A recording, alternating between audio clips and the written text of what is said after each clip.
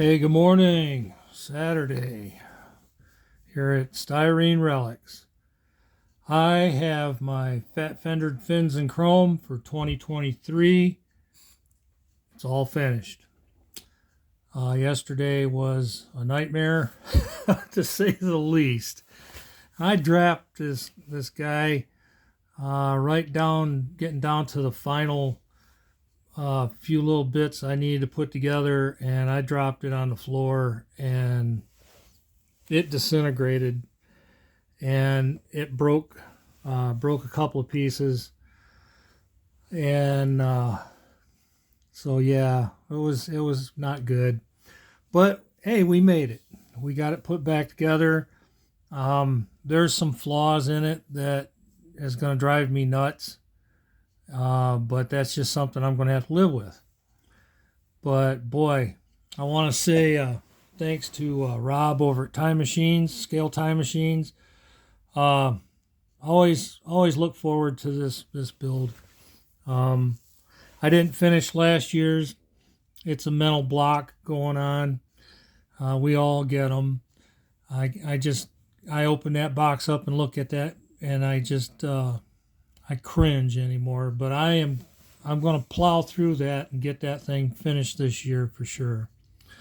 But this one came through real easy for me. I had a blast doing it. I watched Papa Rob.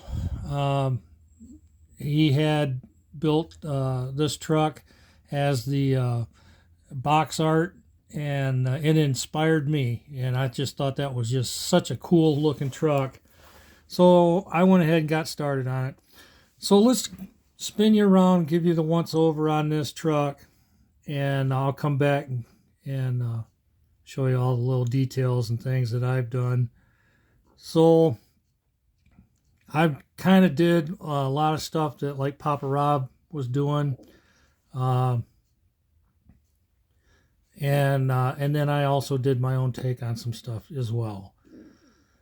So let's see. You guys can see that. Well, I didn't want to do that now. Let's stay here. You guys can see that there's a few things that's a little bit different than the box art. Obviously, the paint, but I just love this color. That's a Tamiya color out of the rattle can. This is my first attempt at wet color sanding, and I did okay with it, I think. I'm real happy with it, and then I've got it cleared. I had some issues with the bed fenders. The kit gives you these fenders, and there's little tabs on the back, and you put them in the bed openings, and that lines up the fenders. Well, with running these tall slicks, I had to eliminate those pins, and so now you're gluing right onto the box, and you're trying to line it up. And I had some glue seepage right here, so that's one of the things that's going to drive me nuts. The first go around when I destroyed the truck, I accidentally slipped and it moved really bad. This time around, I taped the fender into place, and I should have done that the first time around. So it worked out good. But it's going to be one of those things that's going to drive me nuts. So anyways, let's see.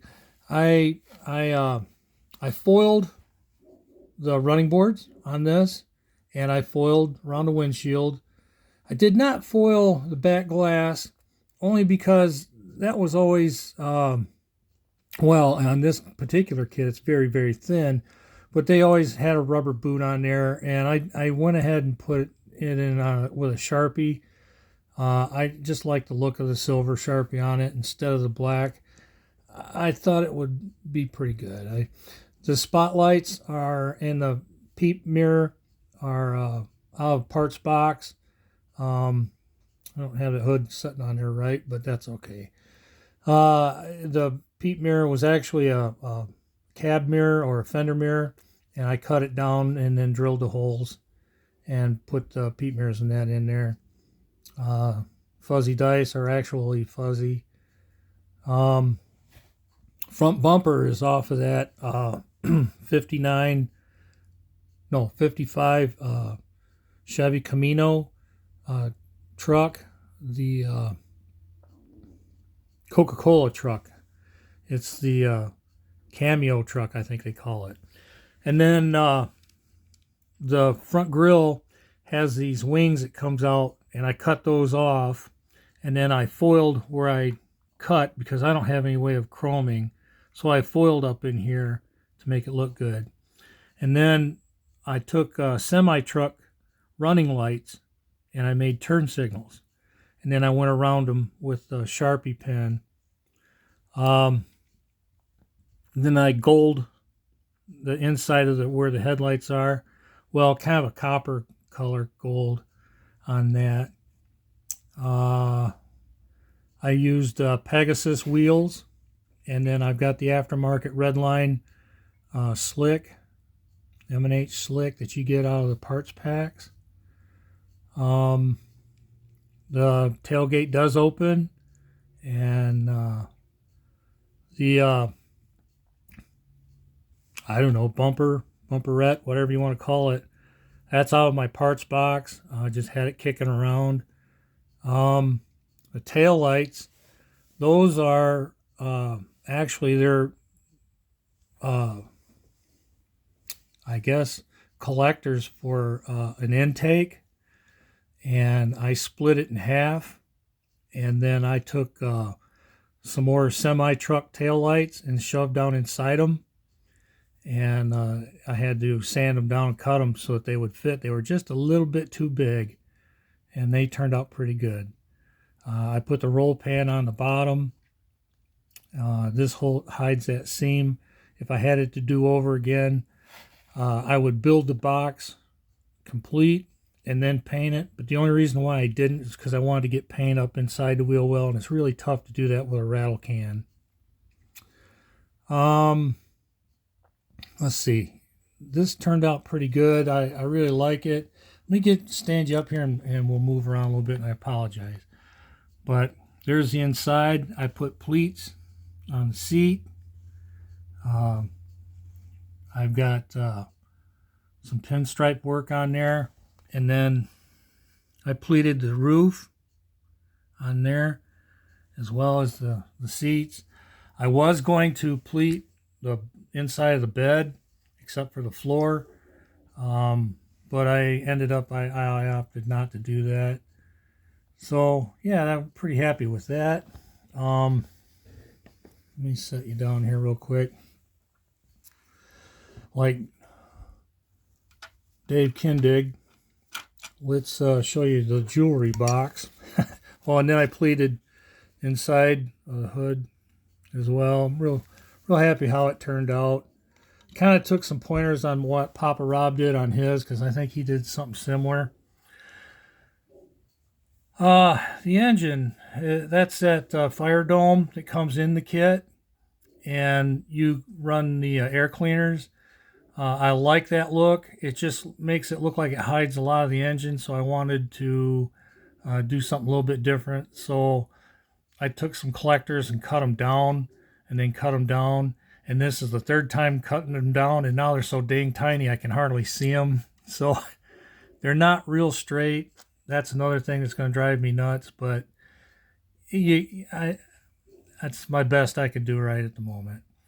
So what I did, I had some copper wire, and I plumbed my carbs, and I ran them back to the firewall. And I'm shaky. I apologize because I'm switching hands. I made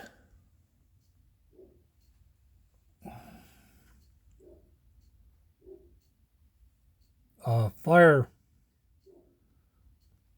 or I'm trying to get it so that you can see this.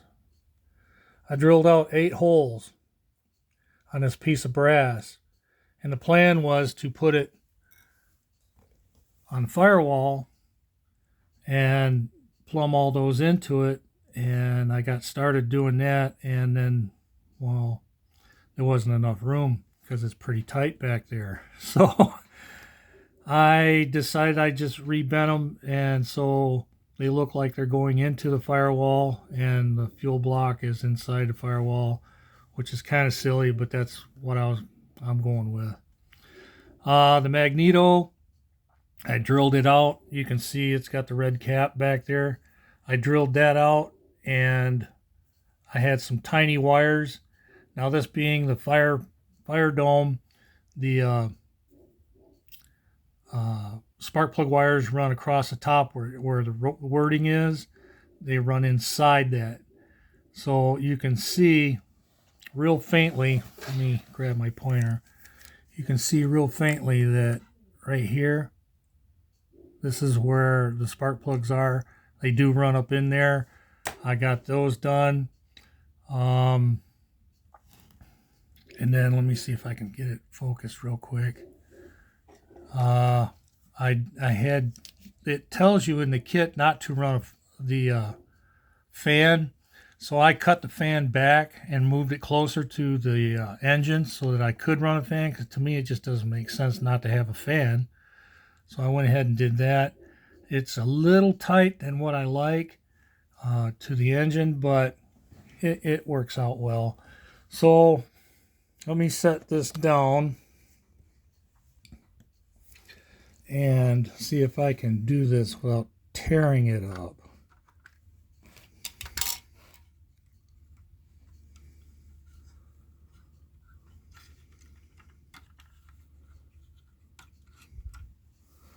Okay, right off the bat, I copied what Papa Rob did. He put a barber pole on his drive shaft. I thought that was really cool. I remember guys doing that a lot. Always wanted to do it to my car when I was in high school, and it just didn't make any sense. You'd never see it in a 68 Camaro. So I did it on this one for sure. I lowered this down by putting the straight axle on top of the springs, and then when doing that, the center link here, instead of being in the back, I had to move it to the front because now it moves everything too close to the pan. So that's the only thing that's not correct, but you can do it. So that's what I did. Lowered the back, so I moved the springs up on top of the perches. And then I cut out for a bracket for the spare tire. I didn't want to run that, so cut all that out. So yeah, it turned out pretty nice. I kind of like this build. It was always fun. It's one of my favorite trucks. So I hope you guys enjoy it. I know I certainly did building it. So I guess that's going to be about it, guys. Like I say, when it fell, it broke off this front tire, and it broke the axle, I-beam axle. So I got it sticking out just a little farther. It should be inside the fender well than I like, but I'm going to leave it. I want to move on. So things happen, and that's what happened with mine. So, but hey, we're going to go ahead and keep rolling. I got other builds, other things going on in my head. Appreciate you guys stopping by. Come back again. We'll have some more cool stuff. I've got that psychedelic 60s Malibu going on. I'm just getting started on it, and should be kind of fun. All right, guys, give me a like and subscribe. Leave me a comment. Let me know what you think about this old truck. I'll talk at you later. Have a good one. Bye.